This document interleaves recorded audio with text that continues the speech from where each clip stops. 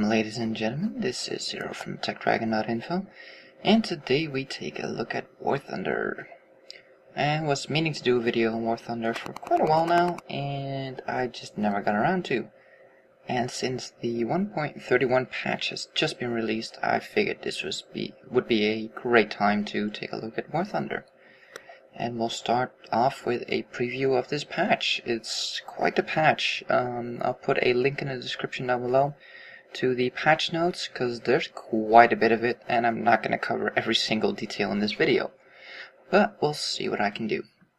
So, first things first, the bloody obvious. We are now on the tarmac, no longer inside the hangar. They still, however, have not removed the stupid spinning around your bloody aircraft part. And we'll start up any minute here and we'll start to move around. I hate that, and I would really wish that they would remove it. This crap. Anyways, they're apparently not going to because they like it. Seem to be some artifacts here in those shadows. I have turned on one of the new graphics settings, and let me take a quick peek at what it's called. It is called SSAO, Approximate Global Illumination Simulation Technology. So, yeah, that's a mouthful. So, that has something to do with the shadows and the illumination of things, and the calculation of shadows. And I'm guessing that's what's screwing up the reflections at the moment. I have left the shadow part of the illumination down rather low, so that might be why. I still have to mess around with those settings. If you can't find your settings in the game, that would be correct. Those settings are in the launcher. Little sprocket thingy wheel. It's not really necessary to take a look at that. Just mess around with it, and then take a look in game. If it's not good, tweak it back or turn it off.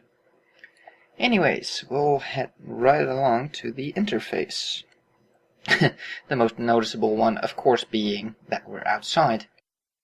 Now, some of these buttons at the top here seem to be slightly different. That's because they are.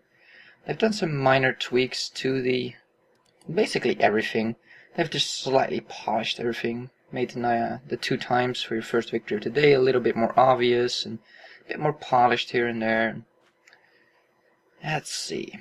New in here, in the game options, we now have a social tab where you can connect your Facebook account. Woohoo! Which I don't have and don't give a rat's ass.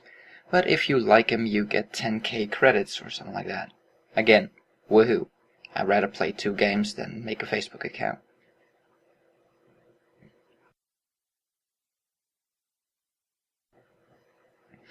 So, we can also hook up our Twitch TV account now. If you're a live streamer, I'm guessing this is a good thing. I'm not quite sure what the added advantage of this is over what people were already doing. So I'm not quite sure what the difference is. Of course you have it in-game, but you can toggle it on and off, but I don't really see. Maybe it's better in performance if it's directly inside the game. Maybe they have some optimized streaming engine that they're porting all the graphical data to. I don't know, I'm just guessing here. But that could be what they're doing. So you might have more performance with this in-game rather than using an external tool to stream your Twitch. But again, I don't know. I don't stream with Twitch, so don't look at me. So, anything else in here? No, it's all the same. Of course, this bar here, again, slight interface and color palette updates. Just some minor updates here and there. I've done the same thing here in your gamer card, is I think what they call it, pilot card. And I've made some substantial changes in the achievement area. As you can see here, it's a lot more polished and looks a lot better. I still need to tweak this part though. There needs to be a space between here and some more room, and this font needs to be either scaled down or the plus sign needs to be scaled up. So we can open it up and we can see what we still have to do, what you get for it, how much experience, that there's 3 parts to it. So that's all good stuff. They now, tell you clearly what you need to do for each one of these and what your progression is. So if you want to get these challenges completed, now you know where to look and how to look. Same goes for the medals. A lot clearer and neater overview of everything. We have skins, how much progression you need to get certain skins, which is nice. I'm not sure if this was already in the game at all, if you could see it before. But at least now you have a proper overview of all of them. Same with decals, how much more you need to do to get your decals. And your achievements. So again, same exact setup with the different levels in it and how much you need to do to get them. So, to get back to those decals, let's just jump into the, doesn't matter which one, hanger for this one. And it's quite windy out here, apparently. What the hell? Okay then. So, let me turn down the sound for me. Sheesh. We have a new interface here where you have no decals, and here it will say only available with a premium account. So now you can just click here and actually just, not drag, just click your decal and put it on your plane. So that's a way better interface than we had before. It's just a lot easier to get a overview of all of the decals you have, instead of going through all those sub-menus that you had before, and it was just pretty poor, I have to say. I mean, it functioned, but it was pretty poor. So, yeah, a lot better overview of all your decals and a lot easier to actually put them on. Here you can see decals that are not available for this country. Why would you put music on your plane? Anywho, so that's it for that interface. What else do we have new? Let's head back to our hangar. No, that's not clickable. There. Well, I consider this the hangar, but I guess if you go into a plane, it's your hangar. We now also have the invite a friend. And we'll hover over here real quick. Invited player will receive 50, and I don't know why that's silver there, but that's 50 golden eagles when he logs on for the first time. And you have bonuses for achievements that that player will then make in the game.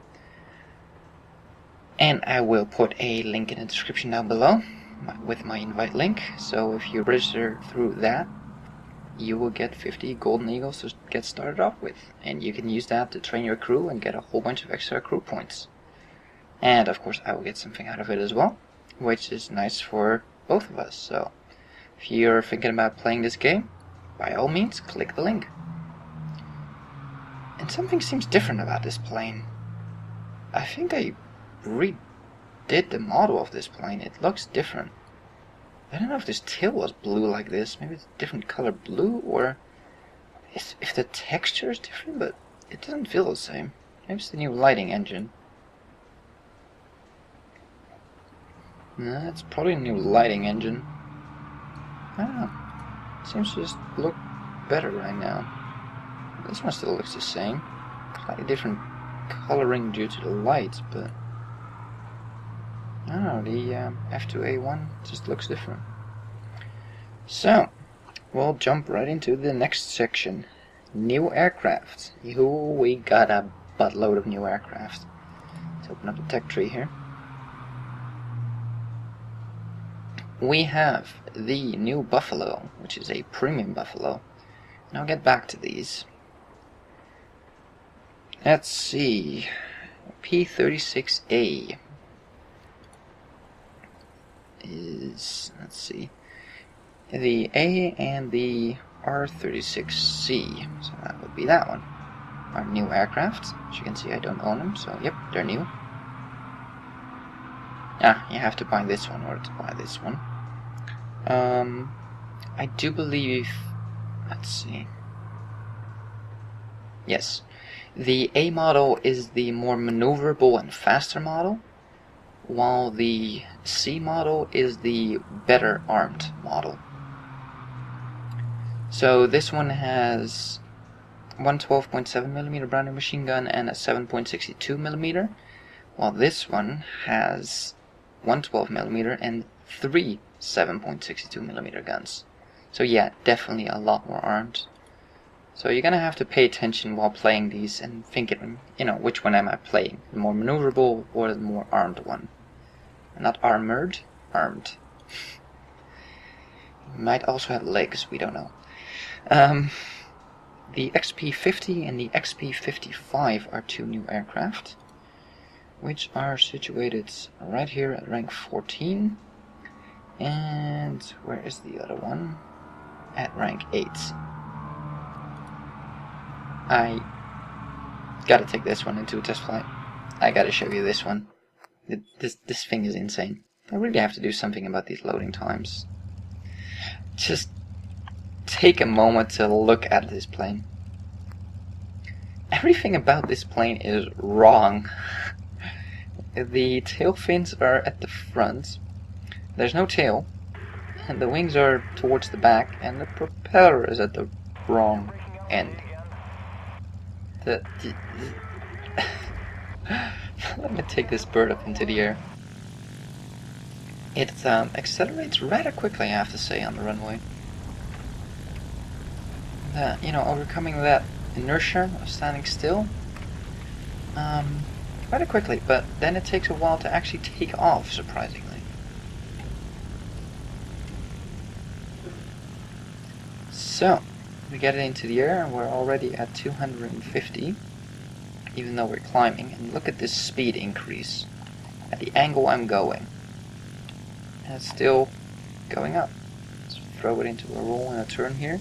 As you can see, I'm gaining speed. I'm not losing speed. This thing hardly loses any speed in a turn. It's absolutely ridiculous. We'll do a full roll here. As you can see, quite maneuverable.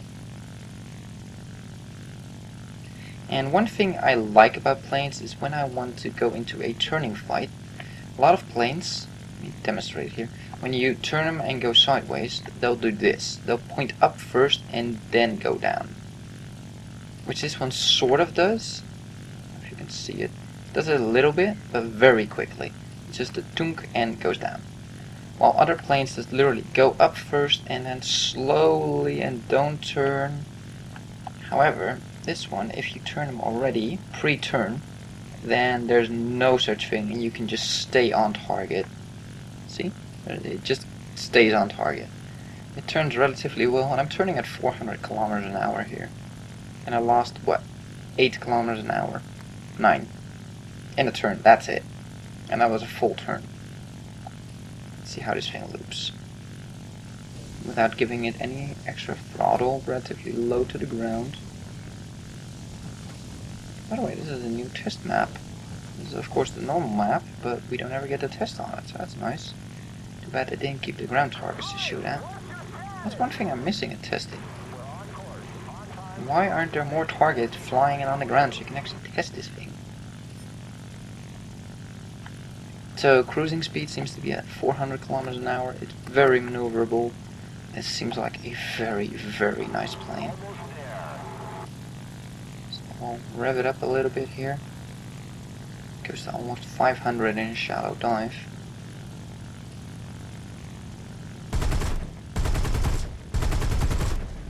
And that's the gun. I'll take a look after this, but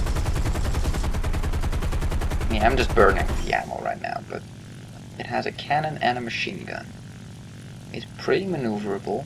I don't know how well this thing can take hits. I would assume that if they get behind you, you are screwed. Now this is the case for most planes. But oh right, that is behind you. If they shoot at you, they're gonna shoot at your propeller. This thing is gonna be, I'm guessing this thing is gonna be easy as hell to take down from behind. But look at that speed, just a shallow dive and all the way up to 500. Throw it into a turn. Yeah, we lose a little bit more speed throwing it into that kind of aggressive turn, but we were still in speed from a dive. Let's see how far we can point this thing straight up. It loses speed rather quickly. Let's see if we throttle it up a bit. Yeah, it slows it down, but still. But we threw it up at what? 200 altitude? And we almost went up 1 kilometer there before we actually basically stalled. So that's not too bad. Let's see if we can pull off this maneuver. We don't have a lot of speed, so I don't have too much hopes for it. It's yes. And level out. And we gained about 200 in 200 meters in altitude there. I know it wasn't a perfect execution of it, but so yeah, this thing, I'm gonna guess that it's gonna be a lot of fun to play. I just love maneuverable planes, and this thing seems to be extremely maneuverable. I mean, just look at how fast it rolls. It's just insane. Let's see, over into a dive. What you gotta be careful of is it pulls up relatively quickly, by the way. I mean, just look at that, but be careful that you don't crash this thing. Well, you know, because it's so maneuverable, you want to pull off just insane stunts, but see, it lumbered a bit in pulling up. That's what got me killed the first time, but just look at this thing. It's so fast, it's so maneuverable. Yeah, I don't know, I might have to get myself one of these, because this is just awesome. Now, as for landing, I have no idea how, if this thing even lands. Let's see, we have landing flaps. Do we have... I think we only have landing flaps. By the looks of it. No, we have combat flaps. Okay. So, that's rather nice. And this is not going to be a good landing. I know that. But this is arcade, so, you know, we just get to do whatever. Just want to see if I can land. It's roughly on the first attempt. Let's kill the throttle here. And we'll brake. Nope. I didn't press my sideways look button. There we go.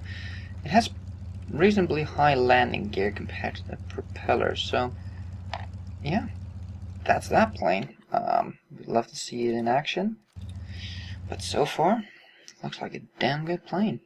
Decent ammo load, and I think quite nice guns and very good maneuverability.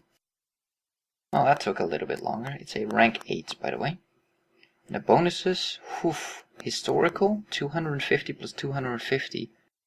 That is gonna be some nice ass money.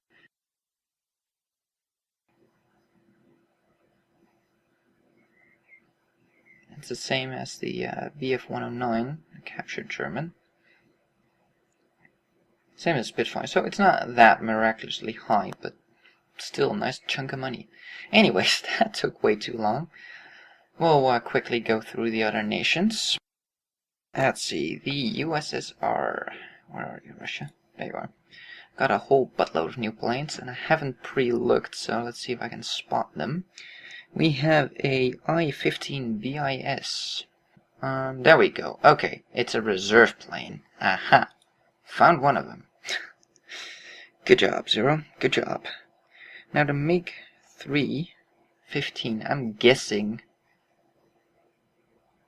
is nowhere. Oh wait, there we are. Okay. Aha. This is a propeller plane. Yeah, a propeller plane, which should be reasonably speedy from what I saw and heard. We have the lag 366. Where is the lag line? Lag 366, there we go. A new fighter at rank 6. We have the LA-7B-20. LA-7B-20. There we go, rank 13 fighter. Which I'm guessing can also strap some bombs. Yes, a couple of simple bombs. And there's a lot of new ones here. The Yak-15P, which I do believe we already found. There we go, yeah, that one of course. The Yak 15 is new, and the Yak 9P, which is here. So these three are new. I'll head over to the Japanese tree because I'm taking way too long here. The KI-45, and I know you were all screaming at me, Zero, it's over there, it's over there. I know, I'm blind. So, KI-45. We have a KI-61 over here.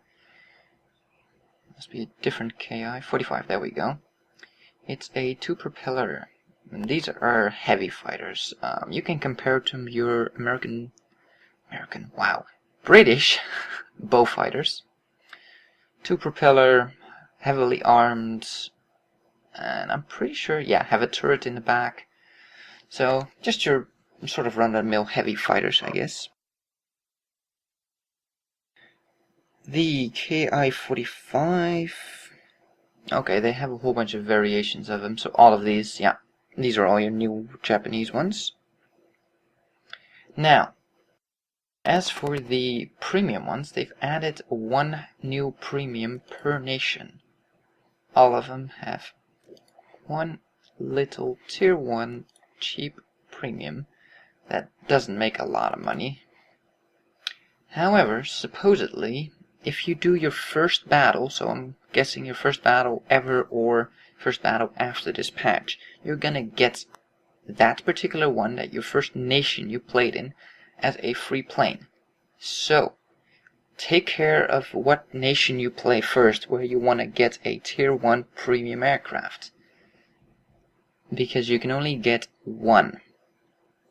Now, which one you should get is entirely up to you. I'm probably gonna try to get it on my British because I have my Havoc, so I can line it up with my Havoc. Now, there have been a billion changes to a billion aircraft, and I'm not gonna list them all because that would take way too long. But flight models have changed for the BF-109 series, a whole bunch of tweaks to all the aircraft. MiG-3 have been tuned and changed. The Spitfires have been tuned and changed. So, I'm just going to point you to the change log, well, the link to the change log in the description, because there's just way too much. Every nation has about 10 to 20 planes that have changed flight models, so you might want to check that out before you jump into a battle and just completely trash your plane because it flies completely different. So, I'll go into a quick battle, which I might upload in a different video if it's any decent, and I'll let you know if you actually get that premium aircraft. So, we'll be right back. And here we are with my Tucker's Gladiator. So yeah, you do get the aircraft after doing your first battle. And you can only get it on one nation, so make sure you get it on the right one. I have not flown it yet, so I don't know how it flies. But you have no guns to upgrade. You get upgraded shell racks, and you get a new engine and air resistance eventually. And I might do a video soon on how it actually performs, but I don't expect anything really stellar from this thing. It's a low tier aircraft, and as you can see here, it makes 40% money in total for standard battles. It doesn't cost at least what fix, so it's still probably good to make money, but you know, don't expect anything miraculous out of this thing, but it might be fun. So thank you for watching. If you like this video, give it a thumbs up, and if you want to see more, please subscribe. And don't forget to check out my first battle where I actually unlock this plane. See you on the next one.